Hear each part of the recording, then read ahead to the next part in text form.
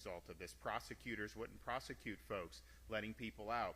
So that created a situation that was really intolerable for a lot of people. Heck, that's part of the reason people have moved to Florida. When people would come over the years, the realtors who'd sell them a home, why'd you come? And you'd think taxes, a few years ago, you'd think, want to get out of the COVID nonsense from some of these other states. You'd think some of the stuff on education, and all those were true, but the number one thing they would say is they wanted public safety, and they weren't getting that where they were, and then they knew that they would get that here in the state of Florida. Well, one of the things, as this was happening, we saw an opportunity for our state to capitalize off the bad policies of those other jurisdictions in a way that benefited Floridians. And so we started the Law Enforcement Recruitment Bonus Program that provides $5,000 to all new recruits to all of our law enforcement agencies in the state of Florida, not just sheriff's departments, police departments, and our state agencies, whether it's FDLE, Highway Patrol, you name it. We saw an opportunity that if you're being treated poorly in San Francisco or New York City or all these places, then you come to Florida, $5,000 to start, but then more importantly than that, you'll be in a community that supports your mission. But we also wanted to apply those bonuses to folks in Florida who are new to law enforcement. It had been frowned upon in a lot of these other states, denigrated as something that you shouldn't want to do. And honestly, if I was treated that way in some of these other states, I wouldn't want to do it either. But in Florida, we wanted to send a different message to say, no, we reward this career choice. We think this is a noble calling. And so if you're doing it, maybe you're doing something else. If you decide to go into law enforcement, whether it's at a sheriff's department, police department, state, you're also eligible for the $5,000 bonus. So I think it's been really successful in both of those ways to recruit people from other states, but also to channel more talented people, continue to channel talented people into law enforcement in the state of Florida. And, the $5,000 is nice. It's helpful. It doesn't go as far as it used to before we had all the inflation, but it is helpful. But I think more than that, people, when they see you get a $5,000 bonus, it just sends a signal that state of Florida has your back. And that is probably more important than the money for folks, and we're proud to be able to be there. So we are here today. We're going to be able to announce a new round of checks that are going out for the new recruits. But at first, I would just like to say, you have the legislature in session now. There's different things on this budget, that budget, all this other stuff. We have allocated in our recommendations pay increases for more than 4,700 state sworn law enforcement officers, as well as 730 state firefighters, 20% increases for entry level and 25% increases for veterans under this proposal. And that's like Highway Patrol, FDLE, all those. Now, obviously, we don't set the budget for the local, that's you guys, but we do for state. And I think that that's something that is warranted. We've been sending Highway Patrol to the border under Biden to help, and some of our FDLE. Now we have all those agencies are working with ICE to do immigration enforcement, and we're leading the country in that. So, and as well as normal duties. So this is something that's really, really important, and that's got my full support to be able to get that done. But we're here today because we've reached a new milestone in our Florida Law Enforcement Recruitment Bonus Program.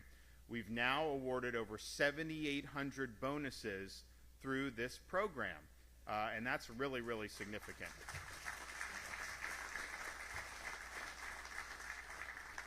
And so we have about 700 checks in the mail and on their way to new law enforcement officers across the state in this most recent tranche. I do have 12 of them here for these Marion County deputies who are going to get their recruitment bonuses, and I'm excited that we're able to do this. I talk to the sheriffs and police chiefs. They'll go up to some of these places. They'll go up to NYPD and say, hey, come down to Florida. They'll do this. I remember I was in Southern California a couple years ago. We had already done this program. We had already kind of put our flag in the ground, and people were looking to us as being a great law enforcement state. And I was talking to a police chief and like a nice place in Southern California. I was like, how's it going? He's like, well, I'm doing great. I just have every single one of my police officers wants to move to Florida now because of what you guys are doing. And that's saying something because, you know, going from a place like Southern California, which has historically been one of the places people want to go, you know, to come to Florida. But I can tell you, I think what we're doing has made the folks in Florida safer. Our support at the state level, like I said yesterday, we had the sheriffs for the Hope Florida stuff. You know, I could have the greatest policies at the state level. You got to have folks on the ground who are doing it, and our folks do it very well here. Our sheriff's departments, our police departments. But you can have great sheriff's departments, police departments. If you have leadership that's trying to undercut you, or in some cases even stab you in the back, like you see in some of these places, then it's going to be very hard. So it's really a team effort. We've set the leadership and the policy. There's been great execution at the local level, and Florida's better off for it. But it's also set a tone that's gone beyond the state of Florida. I mean, I remember I was a couple years ago. I'm in San Francisco, walking, and this was kind of like a thing. I had cameras. We were like profiling, like what happens when you have really bad policies. You know, they talk about the defecation on the sidewalks and stuff. Literally, I was there 5 minutes and I see it. And then when you see it, it's kind of jarring because you're not used to seeing it. People just using drugs in the middle of public. And so it was kind of jarring. And so, you know, I'm walking the street. I got some cameras. So people kind of knew something was going on. Some of the kind of run-of-the-mill San Franciscans recognize me. Some of them may have had some choice words for me, but you know, it's a liberal city. What are you going to do? So that was fine. But then we're walking, and on the other side, there's San Francisco PD, and these guys kind of do a beeline over, and I didn't know what to expect. And they're just like, you know, we just want to thank you. You know, you're fighting for us. You know, all the way in Florida, they appreciated because that wasn't what they were getting at that time from the city or from the state. So what we're doing in Florida is meaningful, not just for the folks that are going to receive the checks, not just for the veteran law enforcement personnel who work hard every day, not just for our own citizens who are the primary beneficiaries of this, but I think we've really set a standard that other states are now trying to follow, and it's much harder for the states that have gone opposite of Florida to justify why they're doing what they're doing when you have such poor results to show for it. So I want to thank everybody that's been involved. This is really, really good. This will be the total amount awarded. So the $5,000 is after taxes. When we did the $1,000 bonuses for every law enforcement during COVID, you know, they're sending me all this money. I'm like, well, I'm fine. Like, you know, at the time, I couldn't send it back because if I sent it back, they could send it to blue states. I was like, well, why would I do that? So we did the law enforcement bonuses, and we did that $1,000 after taxes. So that was every sworn law enforcement, firefighter, EMT in Florida got that 3 years in a row in the state of Florida, and that was at a time when people were really treating them poorly around the country. The $5,000 bonus is $5,000 after taxes as well. So it actually, per individual, is more than that in terms of the program's cost. In pocket, they get $5,000. So it'll be $53 million to date. We'll hear from the sheriff, but I can tell you everybody that I've spoken with has used this as a valuable tool to recruit good people into their agencies. And, you know, it used to be, you go back like 30 years, like, man, people would line up to be able to work in law enforcement. And then I think what's happened is over the years, you know, there's a lot of other factors of the economy, but, you know, when you have like the media and these political people that are always attacking law enforcement, it's kind of like, okay, well, is that something that I want to do? And people think about it. And I think what we've done in Florida is really say, no, this is good. And so people have great opportunities here to really have a meaningful career. So I'm just glad that it's working out. I know we've got more to do, but I want to thank everybody that's been involved. So we're going to hand out the checks in a minute. First, I want Billy to come up, and then we'll hear from one of our deputies. So, Sheriff.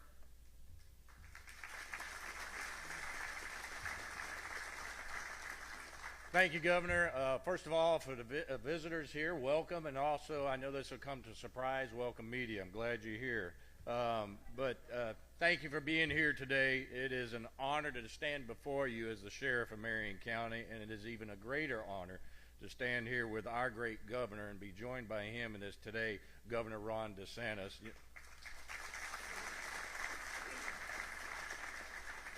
Governor, on behalf of my entire office and the citizens of Marion County, I want to extend our deepest thanks for your continued support for law enforcement. not just in words, but in real actions.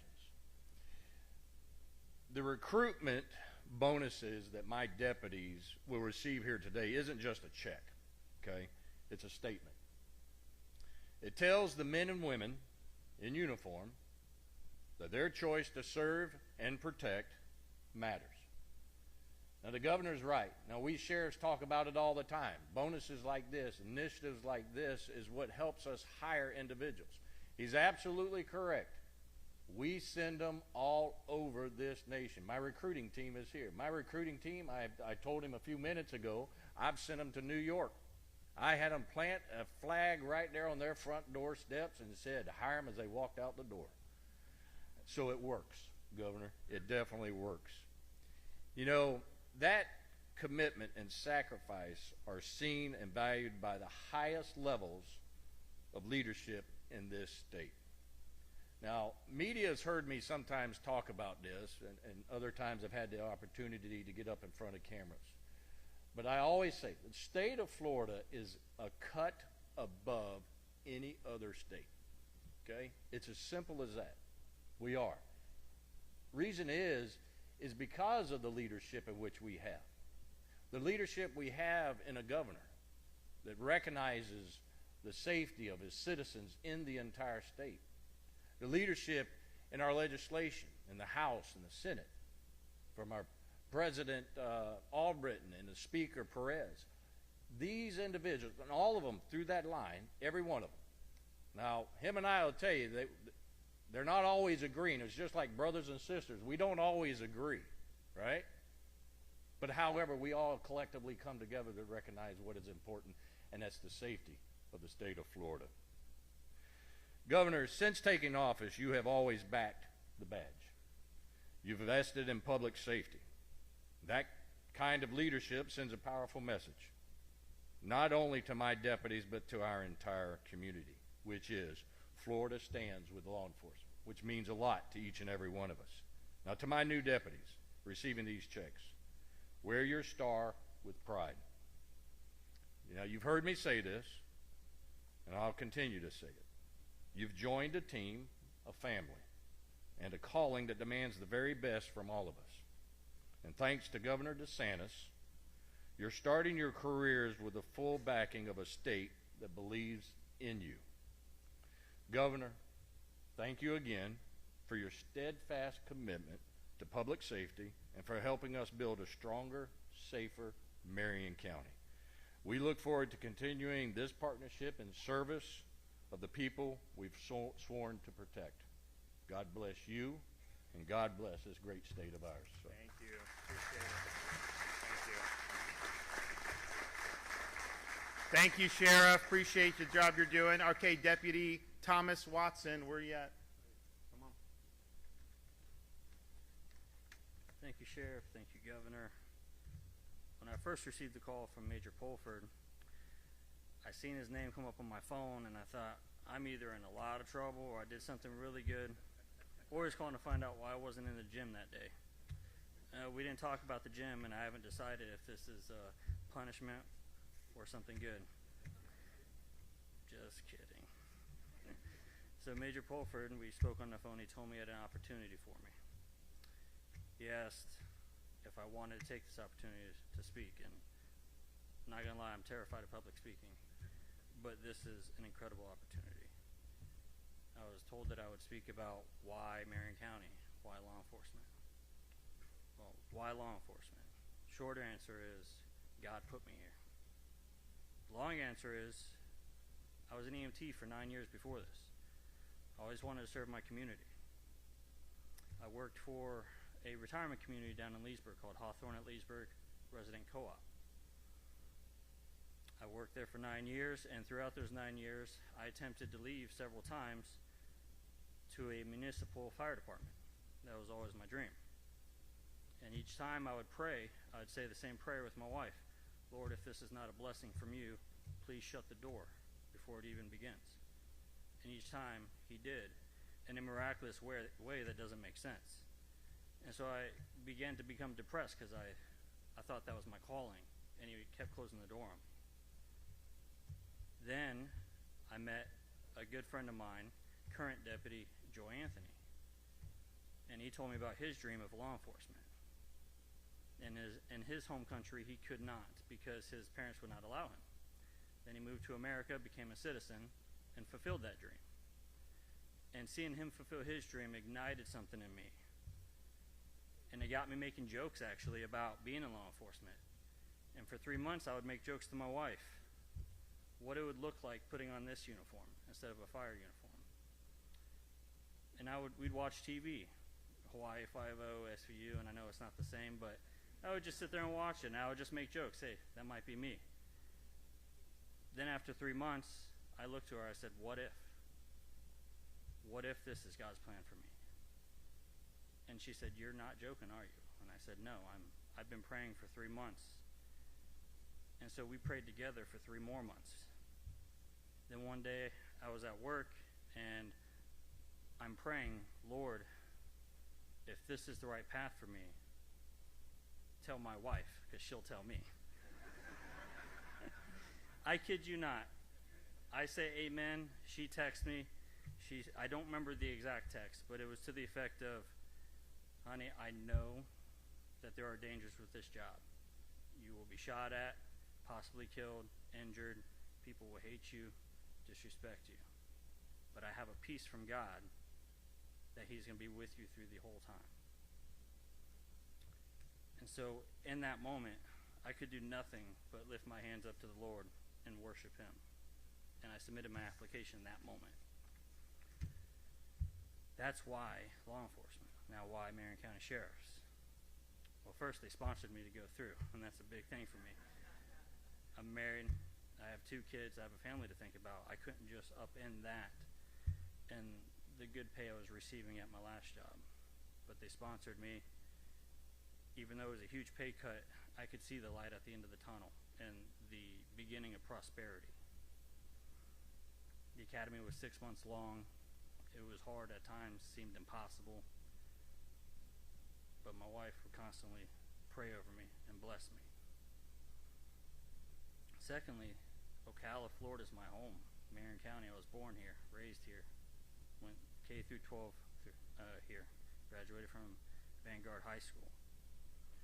Marion County Sheriff's Office is known throughout the community. Some good, some bad. It's just the way it is. Mostly positive, though. Almost everything I've ever heard has been positive from members in my church, including my pastor, my friends, my family, but more importantly, deputies that actually work here. And they all say the same thing, that Billy Woods is an amazing sheriff that genuinely and sincerely loves and supports his staff. And having that support is paramount in this job. And that's why I chose Marion County Sheriff. I'll leave you with this. My Lord Jesus Christ says in John 15:13, greater love hath no man than this, that a man may lay down his life for his friends. Thank you. Good job. You gonna read the names? Is it just in this order, do you think? All right, the governor's now going to give them each their checks. First off is Deputy Thomas Watson. Deputy Courtney Cole. Deputy Salvatore Bassisi. Deputy Wade Young.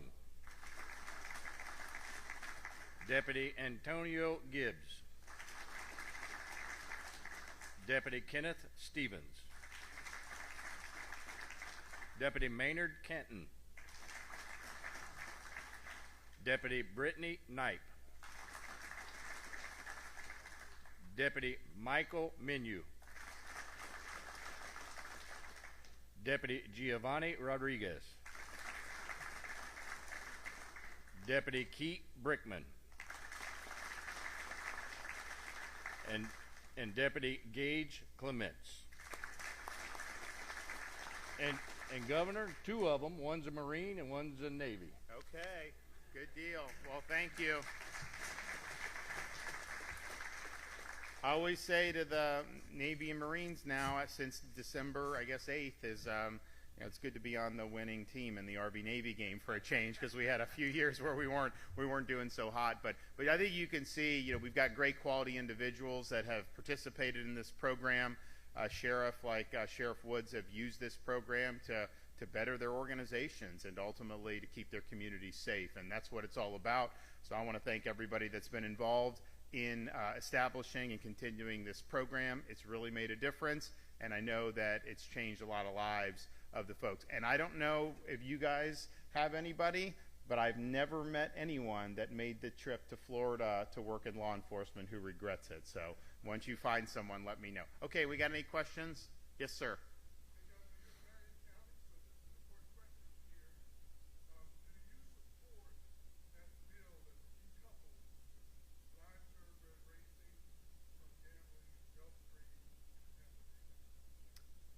I have not endorsed that bill. I know there's different bills floating around.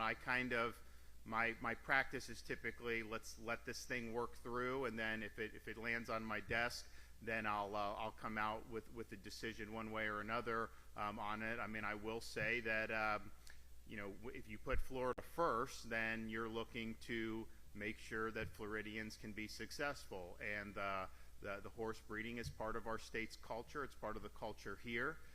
I'm concerned with some of the things I hear about these proposals, about what that would mean for the viability of that going forward. But we'll let the process work out, and we'll see how it ends up.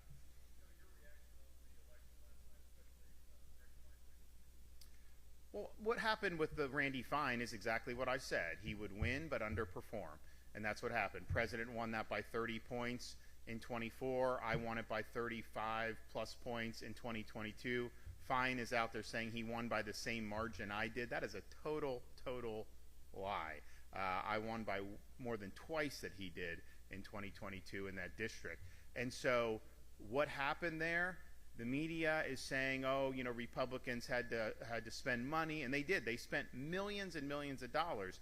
In 24, not 1 cent had to be spent in outside money in this district. Because, well, I don't know if this, are we actually in that district? I know he's got part of Marion, so it's a little over there. And so the fact that money had to be spent, you know, that's not a good thing. This should have been a going away. And what happened was, and so but the media is trying to say, oh, see, it shows, I think the Wall Street Journal said something about this is like an anti-MAGA backlash. I don't think that's true at all for this district. I think you have a candidate in Randy Fine who, one, he's a squish, okay? He supported restrictions on Second Amendment rights back in 2018.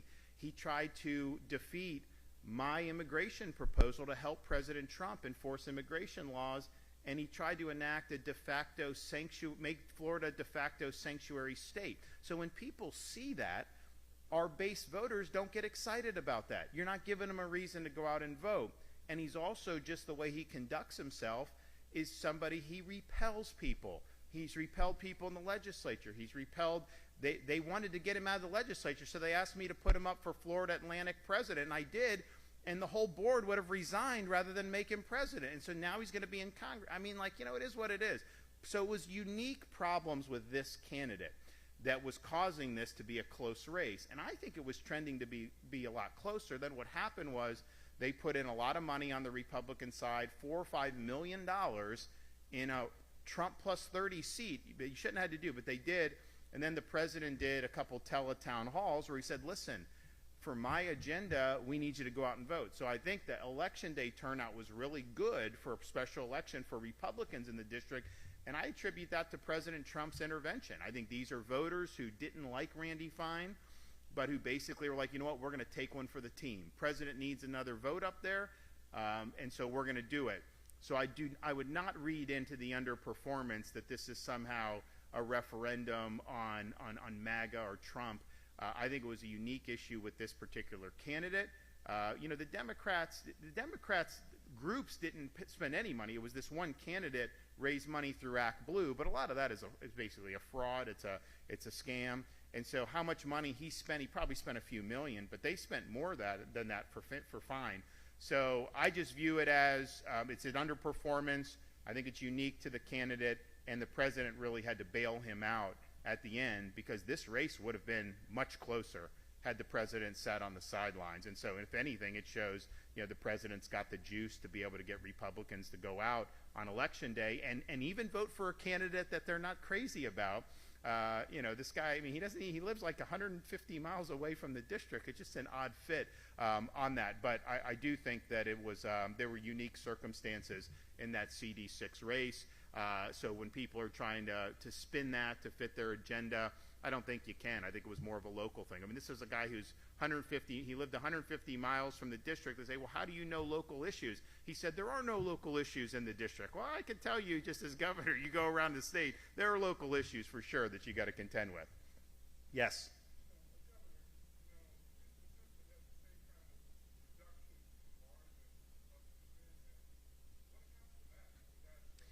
I think so. One, I don't know for sure, but I think the difference is there was no money spent on behalf of Jimmy Patronis.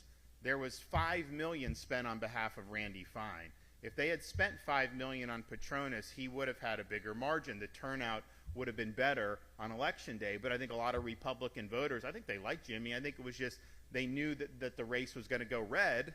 And so some of them didn't vote. Our voters, we haven't done as well in special elections getting our voters out generally. So I think the emphasis was really on the Randy Fine seat rather than Jimmy's seat. And Jimmy did get outspent pretty significantly. Randy did not get outspent if you count the PAC money that came in to support him. There was millions and millions of dollars that came in to support him at the end. So I think you got to, when you look at these races and you're comparing margins, if you don't have money behind you, your margin's going to be less because not as many people know the election and all this stuff. So I attribute that to that. I think if they had put the same amount of effort in terms of bringing money in, I think Jimmy's margin would have been better. But he'll do a good job. I mean, he's that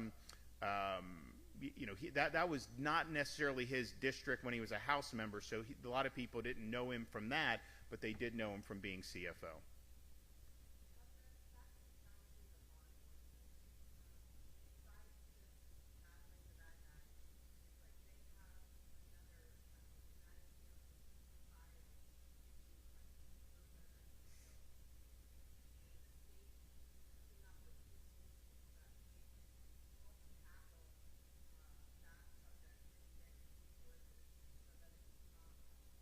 So I would refer you to our event we did yesterday with Sheriff Woods and the other Florida sheriffs about Hope Florida. So what we were able to announce is that all 67 sheriffs now have a Hope Florida liaison in their offices. What does Hope Florida do? This was spearheaded by our First Lady, Casey DeSantis, to recognize, and it started with child welfare, but the model is expanded to other areas, that just simply having a government program and having a bureaucrat try to find programs for people to get on and stay on, ultimately that's not expanding that person's horizons. That's not helping them achieve a pathway to self-sufficiency. So her insight was that's more of a Great Society, war on poverty, LBJ, left approach. Our approach needs to embrace the faith community, embrace our charities, embrace businesses that want to be philanthropic, embrace individuals who want to lend a helping hand in their community. So when she created Hope Florida, the insight is let's transform those bureaucrats into navigators. So when someone comes in need, their job is not to try to get them on government program, but to navigate them to all the resources that are already available in the community. And so you don't have to participate in Hope Florida, but we've got all these churches that are connected. We've got synagogues, we've got charities. So they're all part of Hope Florida Network. People's needs can get put into a portal, and then it goes out to all these great stakeholders in the community. And guess what? If someone's in need and a church answers the call, the chance that that person is going to have stability and have a pathway to be productive goes up dramatically than if you're just interacting with a bureaucracy. So since Hope Florida has been enacted, or since we've done the portal and everything, we've gotten 30,000 people off of welfare, and we've saved the state $100 million. And so that... So how that relates to this, so now you have a Hope Florida liaison. The people that know what's going on in the community more than anyone are law enforcement. They're out on patrol. They're responding to calls. You may get a call, domestic disturbance at like an apartment complex, but then you see other things that may be going on. And you interact with people that have issues. Well, now you're in a situation where, and I think the sheriff would agree with this, you know, a lot of the people that do eventually end up in law enforcement do have some type of mental health background. Not all of them. I don't even know most, but a lot, for sure a lot. And so if there's an intervention earlier, you could potentially avert that. Well, now with the Hope Florida liaison, you have an ability to find somebody that's in need and to get that out into all these great organizations and churches and individuals who want to lend a helping hand. So the sheriff's departments are going to be really, really critical in this, and that will also mean less work for them 3 years later, because with no intervention, this person may start committing crimes. So I think it's a great model. I think these guys are going to have an awful lot to do. Now, not every county in Florida has the same amount of resources in terms of what the churches are offering or what the private organizations are offering, but we've got a lot to offer in the state of Florida. And part of it, and this is an insight that anyone that's dealt with government kind of gets this. I remember when I was leaving active duty in the Navy, you know, I didn't need anything. I was fine. But like, you know, a lot of people when they're transitioning from military to civilian, it's a big deal. And they don't know. So they give you like a packet of stuff. Now this is, you know, 15, 20 years ago, whenever. And I get this packet. And, you know, like I had advanced, I mean, like, you know, I can understand stuff. And it was like mind-numbing bureaucracy. I was like, how the hell would anyone even know where to go to get help if they need a help as they leave the military in this? Our veterans, they get paralyzed with bureaucracy, all these other programs. And so it's like there's help out there, but people just don't necessarily know where to go. And now when you have this as kind of a hub for all these great resources in our community, and yes, we want to save taxpayer money, of course we do. But more importantly, we just know those other ways are more likely to work and more likely to actually help people. And yes, there's more liberal states that wince that we're enlisting the faith community in this. You know what? What I tell them is go pound sand. These faith communities are part of the way you lift people up. No one's got to go. I mean, if your church helps you, you're not under any obligation to attend that church in the future. Of course not. And no one's even asking that. But, you know, there are people who find themselves in predicaments because they're devoid of something that's really meaningful spiritually. And so, you know, you have folks that can do that, and it's soul craft as well as helping people get involved in society and get back on their feet. So look at that press conference yesterday. We have it on our social sites. First Lady articulated. We had Sheriff Permel, who's the head of the Sheriff's Association, come in and talk about it, and then we had one of our state senators. But I think this is a great model, and I'm not saying it can solve every single problem under the sun, but when you have deputies encountering some of these things, I would imagine if you talk to them, they will encounter situations and see people in community who have not necessarily committed a crime or they don't have probable cause to think, but they just know things are not going to go well with them, right? Well, you can't arrest them if they haven't done anything wrong or you don't see it. So then it's just you kind of just hope that they're not going to do anything in the future. Well, now you have an ability to have a positive intervention. It doesn't involve the criminal justice system. That involves using the resources in society. So having a liaison for Hope Florida is a huge, huge thing. We now have all 67 sheriffs on that. And incidentally, we're the only state in the country that has immigration enforcement agreements with the Trump administration in all 67 counties in the state of Florida. So we're not a sanctuary state. We don't allow sanctuary cities. But we're also more than just not a sanctuary. We're positively making a difference.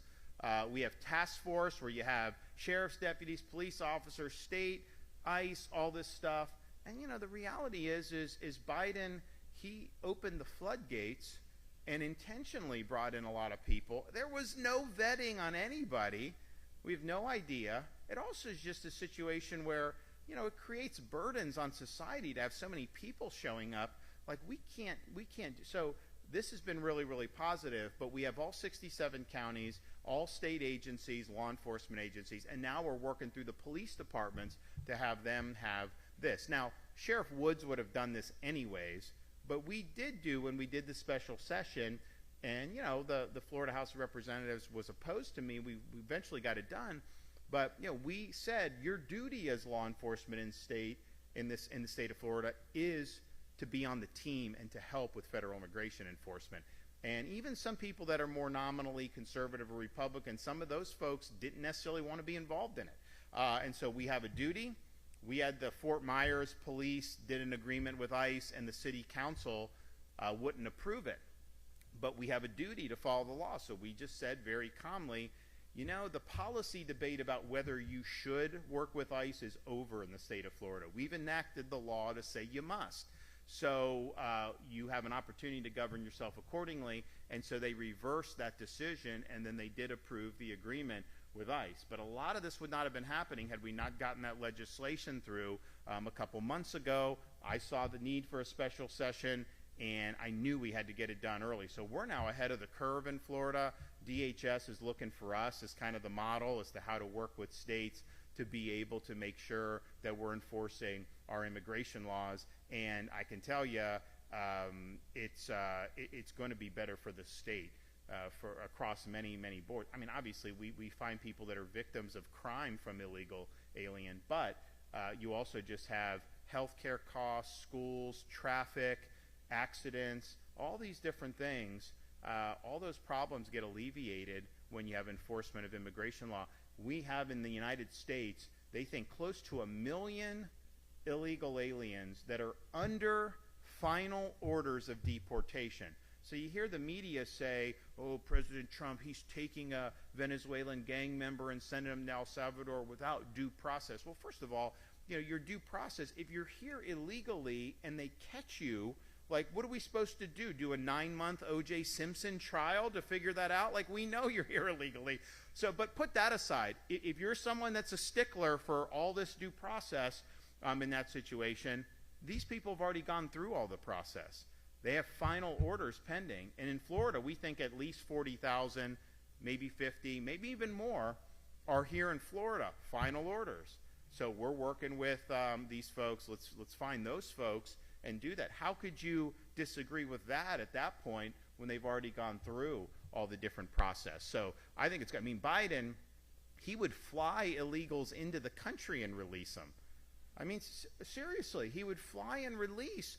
And I'm just thinking to myself, while they're doing it because they think that's the way to change the country. That was why he was doing it. I mean, you literally are going to show up in Haiti or some of these places, load up people who don't have a right to be here, bring them here and grant them parole. How is that benefiting you as Americans? It's not. It's part of a different agenda. Now, he may not have been the one signing the orders. It was an auto pen, so I don't know who programmed the auto pen. But it was true for 4 years. It was whoever's loading the teleprompter, whoever is wielding the auto pen was the de facto president of the United States.